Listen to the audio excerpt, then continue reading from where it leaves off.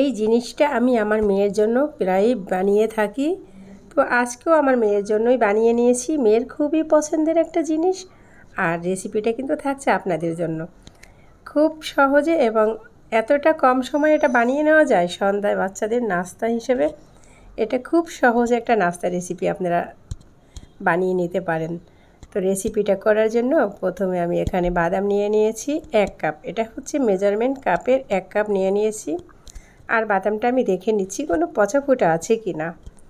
তো বাদামটাকে আমি একদম এখন নিয়ে নিব ভাজার জন্য। তো ভাজার জন্য একটা ফ্রাই প্যান বসিয়ে দিয়েছি, আর এখন বাদাম দিয়ে দিব। চুলার আঁচটা একদম মিডিয়াম লোতে রেখে বাদামটাকে সুন্দর করে ভেজে নিব।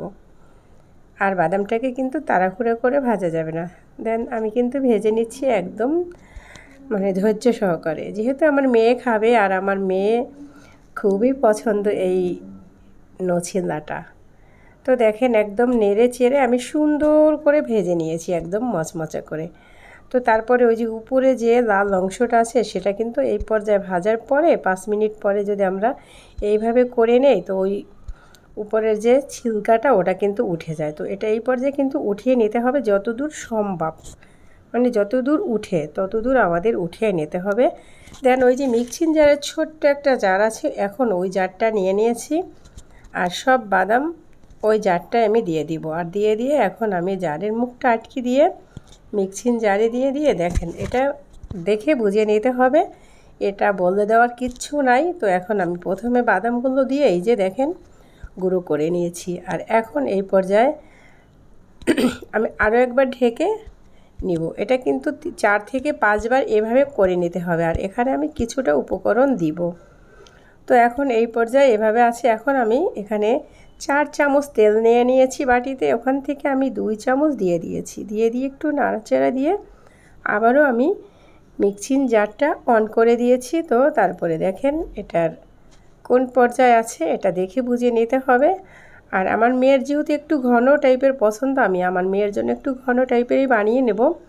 দেন এই পর্যায়ে দিয়ে দিয়েছি 1/4 কাপ গুঁড়া চিনি, চিনিটাকে আমি একদম এই মিক্সিং জারে দিয়ে ফাঁকি করে নিয়েছি। তারপর এখানে দিয়ে দিয়েছি 3 চামচ দিয়ে দিয়েছি কোকো পাউডার। আমি এই পর্যায়ে 3 চামচই দিয়ে দিয়েছি, আমি কিন্তু আর দিব না, আমার এটার জন্য 3 চামচই যথেষ্ট।